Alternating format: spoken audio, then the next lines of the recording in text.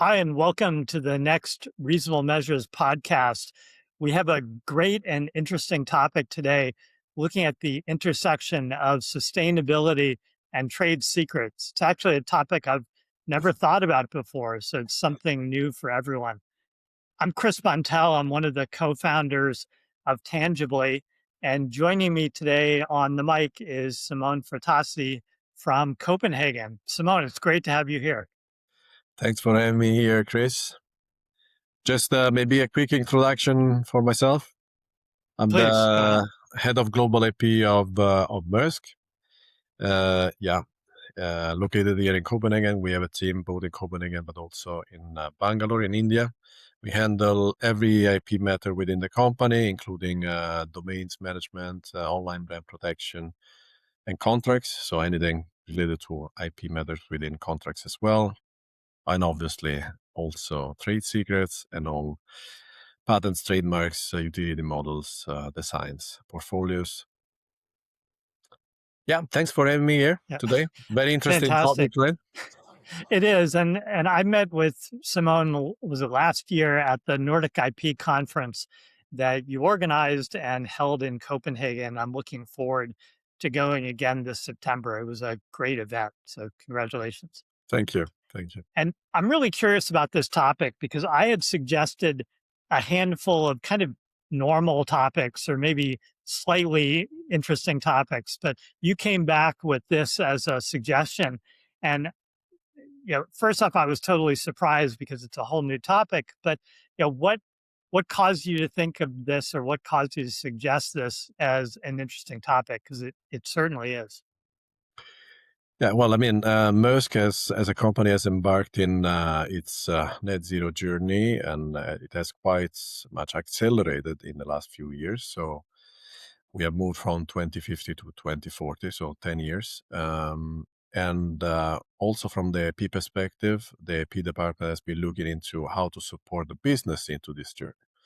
So what can we do from an IP perspective? And I think it was September 2022 where we launched our first initiative, which was this ESG Smart Pool together with Siemens Energy, where we pooled together around 300 patents, which would be given to anybody that wanted to get access to that for, let's say, a very symbolic price.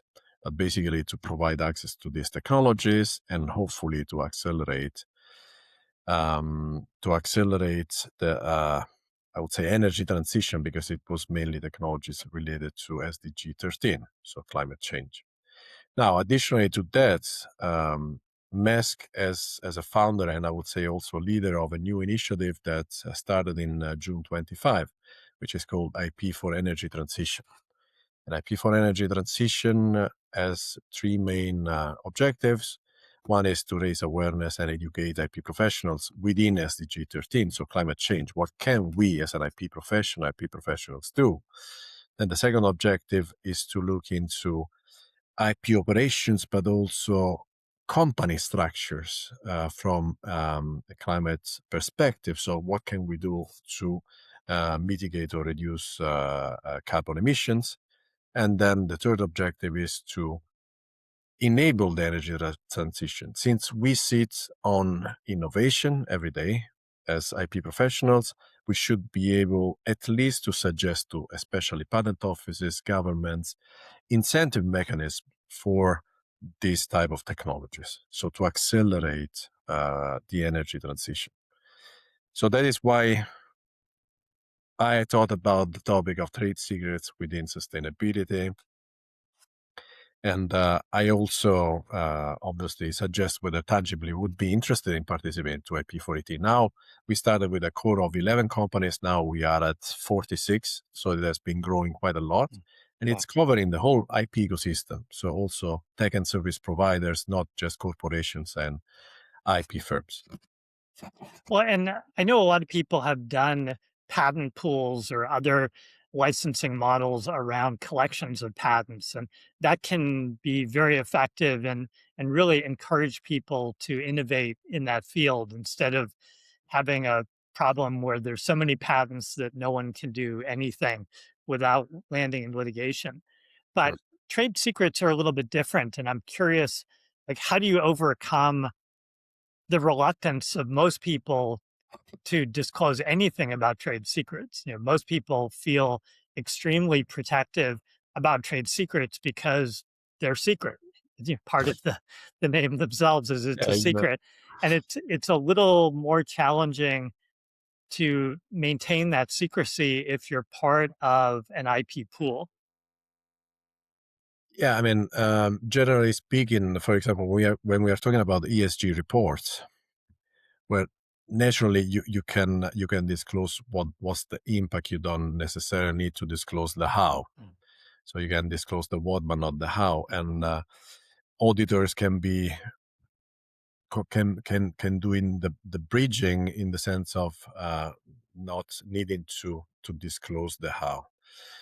Um, so I would say also, if we look into patent pools, by the way, I just wanted to say one thing with respect to the energy transition. I mean, to be able to make that acceleration without the sharing of the know-how, for example, I think that the acceleration would be minimal.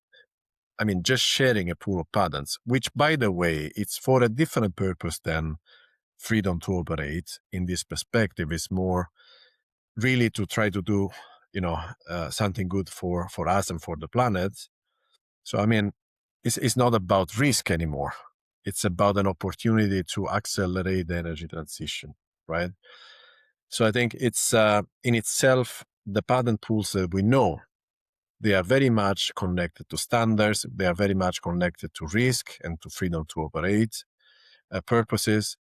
So patent pools within climate change or sustainability in general need to be looked into from a different perspective, and especially how do we make a real acceleration. And then the question mark is, how can we do that without know-how sharing, right? And here we go into confidential information, trade secrets as well, right? Um, I don't have the answer for that. Within IP4ET, we are looking into adaptation for open for patent pools, looking into this specific perspective. Well, and you've made a great statement about the what and not the how. And Mhm. I've found in speaking with companies, a lot of people feel like a trade secret, you either disclose everything or nothing. Mhm. And it's a very binary kind of yes or no decision. But you can often say, yeah, I have a great new process or a new way of making something or using something without really giving the details of how it works. And oftentimes, the person you're communicating with, they don't really need to know the how, or at least not at that time point. And you can still tell them the what without giving up your entire trade secret. And that's really a great nuance that a lot of people don't appreciate. Yeah, yeah, that's true. Exactly. I mean, you can surely somewhat disclose, obviously, what are the effects and what is the impact, rather than needing to disclose necessarily Yep. the technical details, if you want to say. So it's more about the impact rather than maybe the technical solution on the technology itself. Yeah, and it might be later on they actually do need that level of Yeah, sure. detail, which you Yeah, can provide under stronger contractual protection or through data rooms or exactly. different mechanisms at the right time. But Exactly. early on, just getting them interested and excited in the what is probably good enough. Exactly. And you would also mention just giving someone a patent or a collection of patents isn't really enough. And a lot of people think, oh, I just need to give you the patent number and you can go off and make magic and everything will work fine. Mm. Uh, what I've found is the patents are usually filed fairly early, Yeah, and they do represent your understanding of the technology at that time, at the filing date. But all of the subsequent work, all of the improvements, optimizations, scale up to pilot plant and ultimately to production, there's a lot of great trade secrets that are developed, sure. and they're much closer to the commercial reality, the commercialization, than the patent, which invariably was pretty early in the track. And Sure, and then the there's value is actually, also all that subsequent stuff is where the real value is hiding. exactly, exactly. I mean, there is always the discussion about how much we want to disclose, anyways, in a patent application in order um, to enable it, but at the same time, maybe keeping some of the secret ingredients, let's say, not being disclosed in the patent application. So that is obviously a discussion that is always taken. At least we do that every time we decide to file a patent application, rather than keeping the information secret. But nevertheless, some of the elements we may decide to keep secret. Yeah, that's right. And that's for the stuff that as of the filing date or as you're, getting ready to file. But to me, the even more exciting trade secrets are the ones that happen after you file. So, Yeah. yeah, it's very rare that you filed a patent application and the project's finished. Yeah, yeah. Invariably, you file the patent application and then you're still working on it for months or even years to get to the actual commercial product or service. Sure. I mean, it depends also on the, let's call it IP sophistication Mhm. within the company, about the Sure. awareness of the different employees, different business units of IP and the IP department in the company. So obviously, in a very global company, if you need to create this culture for IP, and naturally, especially here we are in the HQ in Copenhagen, and obviously whatever business units, it's more also geographically connected to us. It's easier to create this awareness, and they will know that they will need to contact us from the start. In some remote places, it may still happen, even though we have been trying to really spread the word out as much as possible with many training IP training sessions. It may be that they come just right before signing a contract with an external party. So showing a tool that has already been matured quite enough. So of course, then at that point, the level of, as you say, trade secrets really depends also on the timing. But I think also what is interesting is the tool that you have developed. I think it's called X-ray, if I remember correctly, which Yeah, looking the patent X-ray tool. at an X-ray Yeah. tool. I think it was very interesting also to you showed me a demo. We tried also as well, because we saw how from a patent you could retrieve possible trade secrets, which as an IP function, sometimes you just start after a few years, you are not there from the start, and then maybe something has been missing, and maybe you are still able to protect that information somehow. So that was a very interesting feature. Well, and for our listeners who aren't familiar with patent X-ray, it's a feature within the Tangibly platform that allows you to predict trade secrets starting from a patent document. And I didn't intend this to be a commercial, so it's all Simone's fault. Yeah, thanks for bringing it up. I Yeah. appreciate it. And I'm curious back about this notion of circular economies and sustainability. Hmm. Given that all the companies are at different stages in their IP sophistication or their IP journey, some might be extremely well informed, like Maersk. Other ones might be completely uninformed. Maybe they're just starting to think about things like sustainability. How do you deal with that distribution or spread of knowledge and sophistication? I mean, if we are talking about, for example, let's say circular solutions in which you have many different parties involved, and I think you mentioned to me packaging could be a good example, right? Yeah. So where you have many different parties that would be involved. Um, Necessarily, I mean, you have to have somewhat of a control access to the information, right? Especially if there are trade secrets involved. And I think it's more going from exclusivity to this control access, right? And for example, in IP4ET, when we look in into IP ownership, because I mean, to become sustainable, like the example of packaging, you need to collaborate, and there may be multiple parties, but we still are um, you know, I still have the feeling that everybody wants to keep everything for themselves. They want to have that exclusivity around, obviously, their solutions, which is quite normal. But in order to become sustainable, we need to open up to disclose more. So it's all about to find the right balance in collaboration agreements in which there is a win-to-win situation. It doesn't really matter whether you are let's call it, you have more or less leverage. Because as you say, there may be companies that have more IP sophistication, or maybe you are involved with startups in many cases, right? And of course, you have more muscles than them. But it's all about finding the right balance, a win-to-win situation for all companies. And within IP4ET, we have some startups which have, in fact, mentioned we are, the weaker party in collaboration agreements. We have difficulties to, to keep our, access to our information control, because the other parties are, have more muscles than us in those agreements. So what to do? And in IP4ET, we are trying to create this balanced ownership model and to try to create some templates, a sort of a toolkit for every type of company. And is that run as a separate entity? Like, I know some of the more computer things like music formats and video formats, they would actually have a licensing entity that would be the center, and then you'd have all the spokes in the wheel. Do you use that model, or is it less less formal or less structured?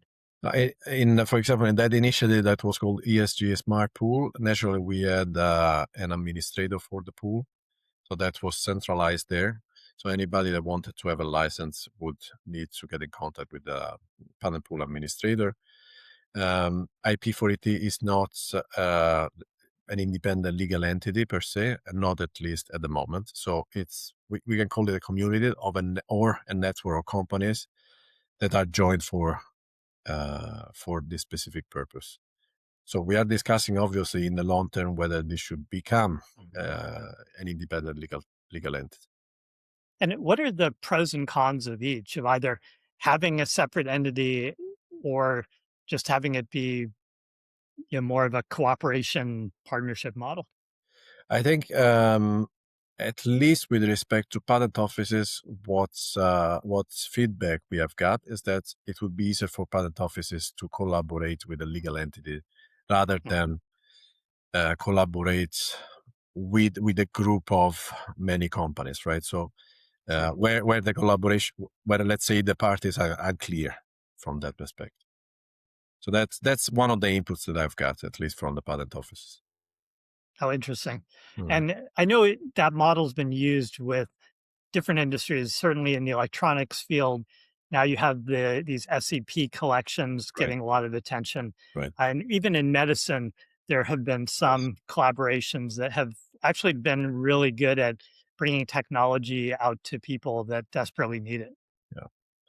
Yeah. I mean, there is no standard with respect to, let's say, sustainability, or maybe if we focus on SDG 13, climate change, there is no specific standard at the moment, right? So that makes it obviously somewhat more difficult.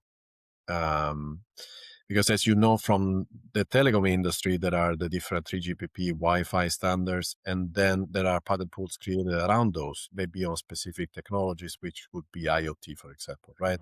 Like Avanci and some of the others. So you mentioned, for example, MPEG, some other pools. Within IP4ET, in the long term, we are discussing about ISO standards, maybe going towards that direction, but of course it's a long shot, right? And maybe the difficulty is also that when you talk about ESG or sustainability in general, there are so many different technology areas, right? So at the start, we will need, maybe if there are patent pools that should be created, maybe focused on some specific technologies, like it could be cooling technologies, for example, rather than going broader, because also it would be difficult, to create a business model around it, because at the end of the day, we will need, a patent pool administrator, and it needs to run administratively wise, right? So even though it would be a symbolic fee, but nevertheless, there should be a business model that works around it. Otherwise, Yeah, as in I many sustainability solutions, right? for example, clients want you to be sustainable as a company, right? But do they want to pay a premium for that? Most probably not. Not much, very It's small. difficult to have a sustainable Yeah, business model from that perspective. sure. Well, and you made a great point of sustainability is an incredibly broad category, and you can be sustainable in so many different ways that it would be very easy, I would imagine, to get spread so thin that you wouldn't make any progress Yes. anywhere. Yeah. It's probably better to focus.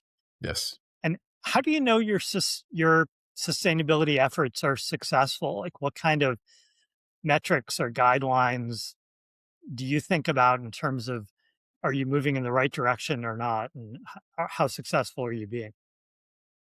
I mean, at least from in IP4ET, we have a task force that is that will need to create let's say, what are the metrics, in order to monitor the activities and to decide whether, are we being successful.